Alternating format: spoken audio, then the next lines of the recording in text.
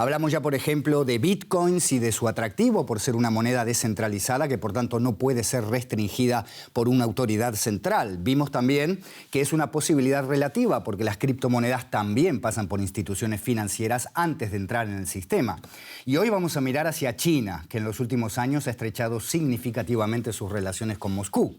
Los aliados occidentales no olvidan la cumbre del año 2019, cuando el premier chino Xi Jinping llamó a Putin, cito textualmente, mi mejor amigo del alma, y declaró que la relación entre ambos países, cito de nuevo, no tiene límites. Claro que las cosas han cambiado con la invasión de Ucrania, pero China comprando el gas que Rusia deje de vender a la Unión Europea en una próxima ola de sanciones o integrando a Rusia en el sistema bancario que está expandiendo en su zona de influencia en Asia, son escenarios con los que medios y expertos especulan estos días. Y también, por supuesto, Bruselas y Washington.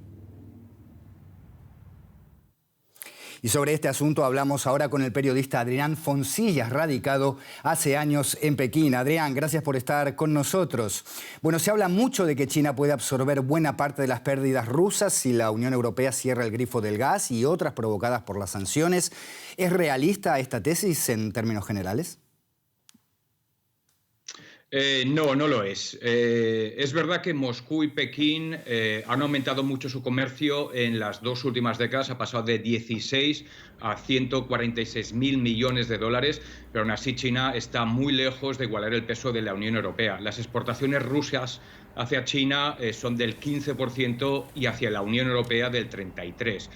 En el tema del gas la brecha es aún mayor. China solo recibe la quinta parte del que va a Europa. Recientemente Pekín y Moscú han firmado nuevos acuerdos de suministro, pero exigirán nuevas infraestructuras costosísimas que además tardarán varios años en completarse. Resumiendo, el mejor escenario para Rusia es venderle a China a medio plazo solo una porción del gas que ahora coloca Europa y además a un precio mucho más barato. No parece pues un plan perfecto. Así que aunque escuchamos a menudo que a Rusia le bastará con desviar la manguera del gas de Occidente a Oriente, la solución es mucho más compleja. China, en el mejor de los casos, puede aliviarle el drama a Rusia, pero nunca evitárselo.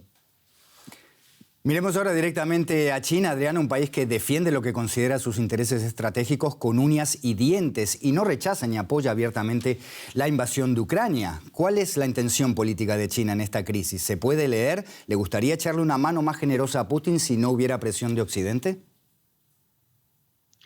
Bueno, China defiende sus intereses estratégicos de igual forma que el resto de potencias. Es evidente que con Rusia tiene más afinidad, al fin y al cabo ambos quieren jubilar este orden mundial capitaneado por Estados Unidos, defienden un mundo multipolar y comparten los lamentos por las organizaciones militares que apadrina Washington en sus patios traseros, la OTAN en Europa del Este y el Quad y el AUKUS en Asia-Pacífico. También es evidente que hay afinidad entre Xi Jinping y Putin y no es casual que Rusia esperara al día siguiente del final de los Juegos para reconocer las dos repúblicas de Ucrania. Pero todo eso no es un cheque en blanco. China tiene su propia agenda y eso se está viendo en este conflicto con su neutralidad. De hecho, ha repetido una y otra vez que defiende la soberanía de Ucrania, lo que difícilmente puede ser interpretado como un apoyo al ataque ruso, sino todo lo contrario.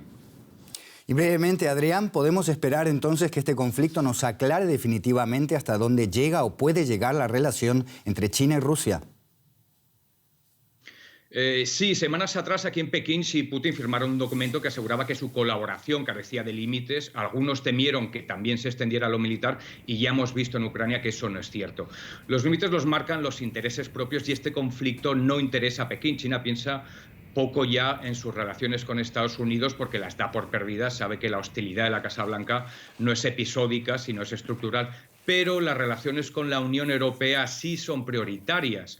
Y este conflicto llega cuando en Bruselas se discute si deben seguir la línea hostil de Washington hacia China o buscar una línea autónoma y ajena a esa política de bloques. Y es evidente que Ucrania ha acercado a Washington y Bruselas, lo que es una pésima noticia para China. Está claro que China no va a hacer nada que pueda arruinar sus relaciones con Bruselas. Esa es la frontera exacta, ese es el límite de la ayuda que va a prestar a Rusia.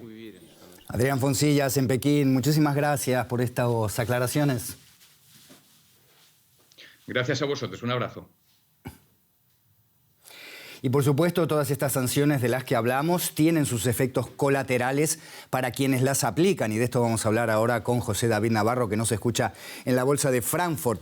José, vamos a Estados Unidos. Ahí tanto legisladores demócratas como republicanos se están presionando para cortar con las importaciones del crudo ruso. ¿Cuál sería la idea? ¿Y puede que Europa vaya en este camino también en las próximas sanciones?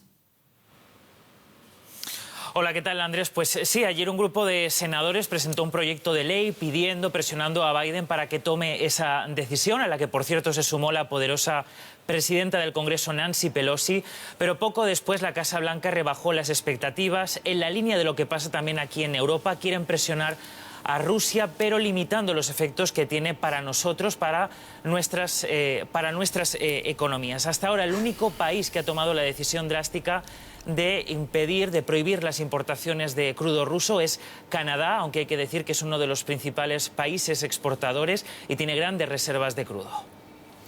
Y José, imaginemos que esto finalmente ocurre. ¿Cuáles serían las consecuencias entonces para mercados y los precios, que es precisamente lo que hasta ahora se había intentado evitar para no dañar más a nuestras economías?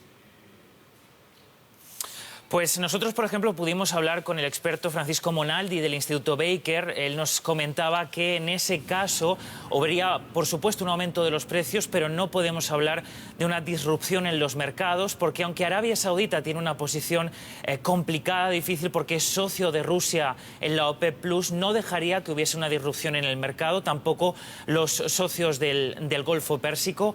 Y también hay que recordar que ahora se está negociando de nuevo con Irán ese acuerdo nuclear del que se fue Estados Unidos. En el caso de que finalmente se llegue a un buen puerto y se cierre la negociación, Irán podría poner en el mercado todo el crudo que ha estado acumulando durante todos estos años. El experto Monaldi también nos habla de productores netos en América Latina, como es Colombia o Brasil, que tendrían una ventana de oportunidad.